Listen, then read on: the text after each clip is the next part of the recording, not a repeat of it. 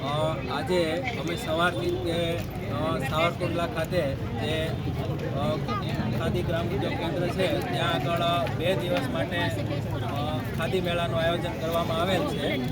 તો એમાં અમે છે આંબલા મણાર બંનેનું જે વિદ્યાર્થીઓએ કૃતિઓ તૈયાર કરી છે, માનો કે એ ગાંધીજી છે, અહીંયા છે બ્રેસલેટ છે, મોરપંખ છે, આચમ છે, આ બધી વસ્તુઓ છે એ વિદ્યાર્થીઓ દ્વારા જે તૈયાર કરવામાં આવી છે એમનો એક સ્પેશિયલ સ્ટોલ અહીંયા કર્યો છે. કુલ 28 જેટલા સ્ટોલ છે. એમાં આંબલા મણારનો પણ એક સ્ટોલ અમે રજૂ કર્યો છે.